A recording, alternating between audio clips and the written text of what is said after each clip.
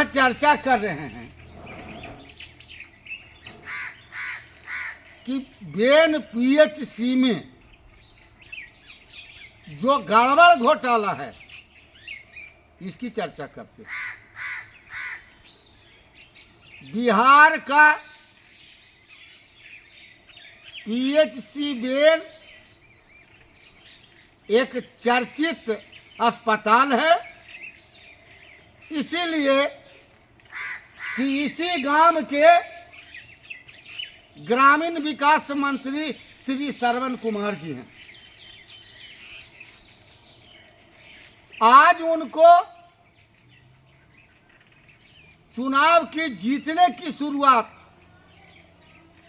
1995 से हुई है और आज तक जारी है। कई चुनाव जीते लगातार, आज तक जीतते आ रहे हैं।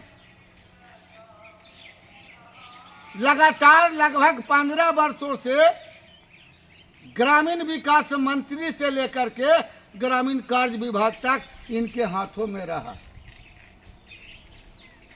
लेकिन इनका अपना गांव, जिस गांव में पैदा लिए हैं, उस गांव की दशा नहीं सुधरी।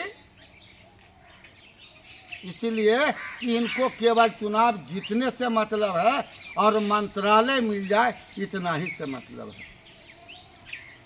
मैं आरटीआई कार्यकर्ता के नाते यहाँ के पूर्व प्रभारी सतीश बाबू से लेकर के आज अनिल बाबू तक इसमें जो भ्रष्टाचार है इसकी चर्चा किए। जो भी गरीब दुखिया आता है, पहला तो एएनएम, जीएनएम 500 से लेकर के 5-5 हजार तक जबरदस्ती उसको वसूलने का काम करती है। सबसे चौंकाने वाला बात है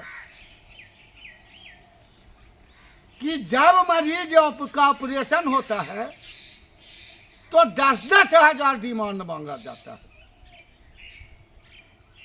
एएनएम और जीएनएम की तो बात दूर रही, यहाँ जो सफाई कर्मी दाई है वो 200 से 500 मांगती है, और अगर उसको 150 खुशनामा देती है तो वो जो है उस पैसे को बीक देती है कि जाओ अपने बच्चों को बिस्कुट खिलाओ।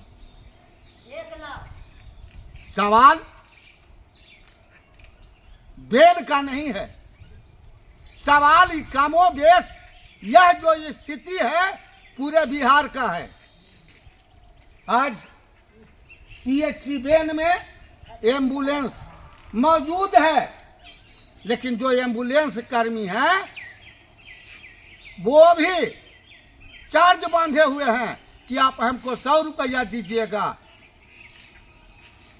तब हम लाएंगे, और 100 रुपया छोड़ने का।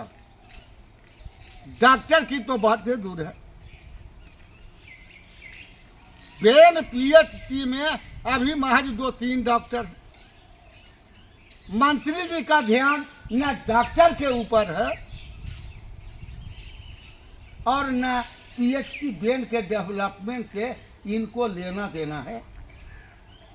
इसका मेन वजह है कि जितना भी यहाँ एएनएम और जीएनएम नर्स है, लोकल है, क्योंकि उसको पोस्टिंग करा करके बेन में ले आते हैं, और लोकल इज वोकल। इसके वजह से दबंगई करती है नर्स से। आज अनिल बाबू प्रभारी से बात किया और इस बात को लोगों ने पुष्टि किया। हालांकि वो 1000-2000 नहीं गच्छा, कहा कि जो 100 रुपया मांग रहे थे सर, हम 200 रुपया मांग, अच्छी 200 रुपया हम मांग रहे थे, इस 100 रुपया दिया, इसी चलते बिक दिए।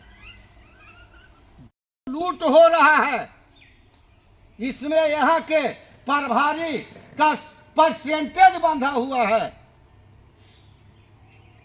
और उनकी हिस्सेदारी है। अगर हिस्सेदारी नहीं होता तो यहाँ के प्रभारी रोकते। कई बार मैंने प्रभारी से बात किया, तो कहते हैं कि ANM यहाँ भारी है हमसे, चूंकि सब मंत्री जी के चट्टे बट्टे हैं। जब बोलते हैं तो कहता कि जे चले जाते हैं मंत्री जी ही, तो हम तो हमारा वजूद क्या है, हम बेसैकड़ा में पड़े हुए हैं। भोली बाबू हो सके तो आप बदली करा दीजिए, क्योंकि उन्हीं के परिवार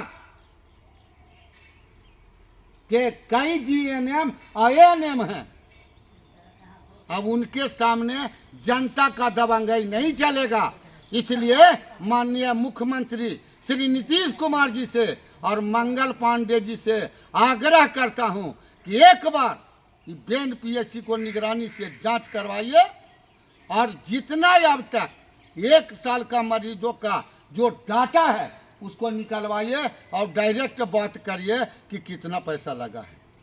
उसके बाद चौंकाने वाली बात है कि यहाँ के हॉस्पिटल मैनेजर और प्रभारी और बड़ा बाबू दर्जनों ANM को से पैसा बांधे हुए हैं। उप केंद्र बेन में चल रहा है, उसका कोई वजूद नहीं है, कहीं पर नहीं चल रहा है। वहाँ न नर्स आती है न कुछ आता है, और दवा का उठाव हो रहा है। आखिर वो दवा कहाँ गड्ढे में डाला रहा है, आज आंखों देखी हाल है। दवा रही थी, इसका मतलब है कि यहाँ बरसाती से लेकर के मरीज के लिए दवा बीरो सब बिकता है। अगर आदत बेन का नहीं सुधरा तो निगरानी के हाथे चढ़ जाएगा और एक दिन बेन की दुर्दशा ऐसी बदनामी होगी कि इसका मुंह जो है श्रवण कुमार के नाक के गंध पर जाएगा। उनको कुछ लेना देना नहीं है। दक्षिण से सायरन बजाते हुए आवेंगे, उत्तर की ओर चले जाएंगे और उत्तर से सायरन बजाते हुए दक्षिण की ओर चले जाएंगे। मंत्री जी को इतना भी शर्म नहीं है कि इसी गांव में हम पैदा लिए हैं, इस पूरा इलाका मेरा है और बगल में ससुराल है, गांव और ससुराल का ही पेशेंट है और ये हालत है। अगर हालत नहीं सुधरा तो चेतावनी भरो शब्दों में कह रहा हूँ कि जनता जब उग्र हो जाएगी तो मंत्री जी को हिसाब देना पड़ेगा और इस बार चुनाव में उन्हें मुंह गिरेंगे, इस बात की गारंटी देता हूं। इसलिए माननीय मंत्री जी सुधर जाइए और बेन के PSC पर शिकंजा कसिए। प्रखंड में जो गड़बड़ी है, अंचल में जो गड़बड़ी है, कम से कम 1-2 महीना आप ध्यान दीजिए, तब वहीं आपका बेड़ा पार होगा, नहीं तो आप गर्त के रास्ते में जाइएगा। जय बिहार की जनता।